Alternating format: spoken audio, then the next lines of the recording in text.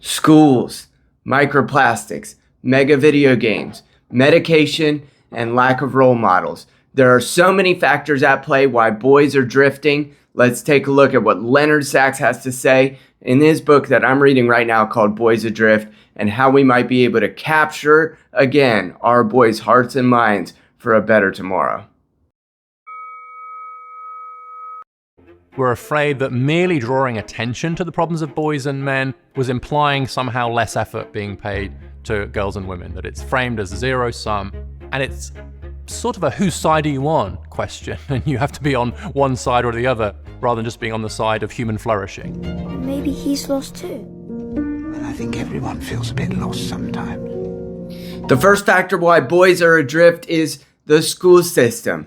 Boys are simply twice as likely to be diagnosed with a learning disability, and they're 4 times more likely right now to be diagnosed with ADHD. That oftentimes comes with a lot of drawbacks, but maybe boys just feel in the classroom that they are being singled out, and quite frankly they are, because the feminized structures within classrooms, up to 80% of their teachers will be female, school administrators will be female, and there quite simply does not have the same understanding for boys that is given to girls. And all of the left-wing ideologues who would tell us that if I'm a woman, you can't speak to my situation, well, the same works in reverse. If I am a boy in childhood and you are a teacher that's a female, perhaps it could be true that you cannot speak to my situation. You don't know what behaviors are supposed to be normal and which ones are aberrant. And even so, giving disorders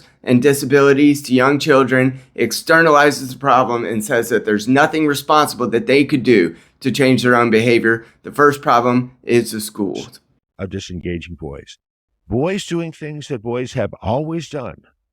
Throwing snowballs at each other on a school playground, pointing fingers at each other saying, bang, bang, you're dead, drawing pictures of weapons. Boys doing things that boys have always done now gets you in trouble.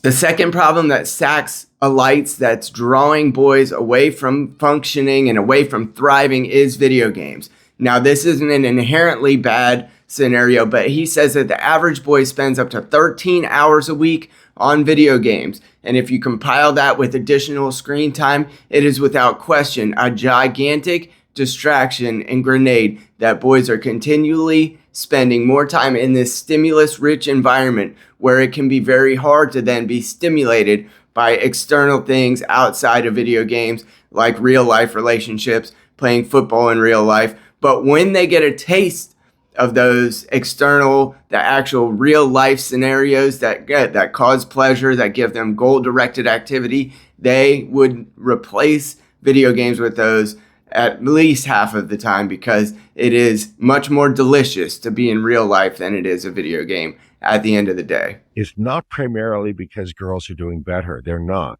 It's primarily because boys are doing worse. The third factor is powerful stimulant medications, which are given to kids during childhood, boys specifically. Boys are almost 4 times more likely to be diagnosed with ADHD, and so these stimulant medications are given to them in quite frequently large quantities in comparison with even 20 or 30 years ago. And if you give an Adderall medication to a kid who doesn't need it, their education will improve just as much as a kid who might have ADHD. So it's impossible to give these medications and then say, look, they did better in school. They must have had it. They must have had ADHD.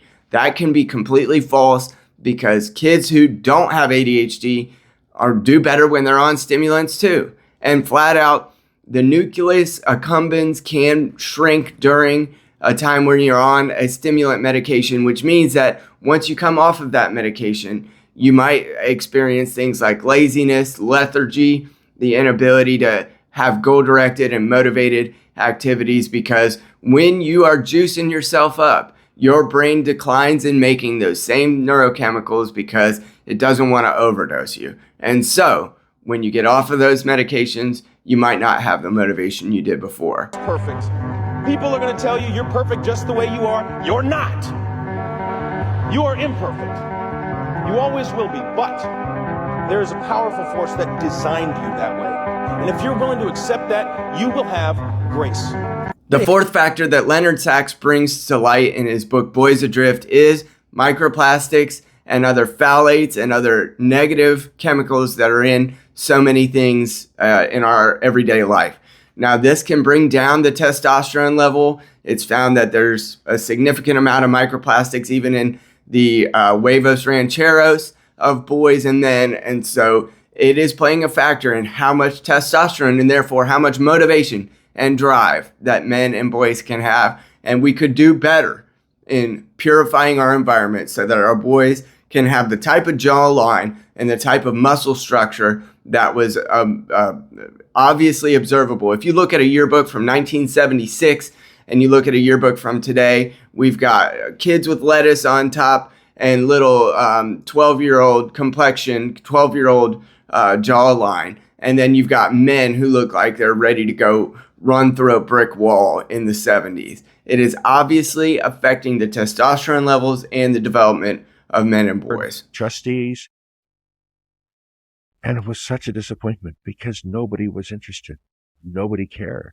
That's the bad news, is that the good news is, yeah, we have strategies that cost nothing that can turn this around, that can boost the achievement of boys as well as girls. Gender-aware instruction in the co-ed classroom boosts achievement for both boys and girls. But the bad news is nobody cares. The last factor that Leonard Sax brings to light, and quite simply the reason that this channel exists, is a lack of positive male role models in the home and in society. Up to a third of American boys right now grow up without a father in the home, and different ethnicities, different substructures have much worse numbers than that. And it is up to us as men and dads. First of all, ladies, if you have a dad who's willing to be in the life of your children and you are not allowing him, shame on you. You absolutely, if he is not abusive, he should have a major role in the life of his children. And I've worked with dozens, if not hundreds of men who just simply cannot see their kids for reasons of spite. This is a travesty. Ladies, let your man have a relationship with their children. Secondly, men, if you are running away from your responsibilities and you decline or deflect your advantage to your children of being a positive role model in their life in every minute that it's possible to be so, shame on you. We as men need to remain. If it's possible to remain with that young lady who sired your children, it is absolutely in the children's best interest that you do so in very nearly every case. Even when there are very difficult relationships at the top, you're no longer romantically inclined. It is so much better for your children to be a major presence in their life.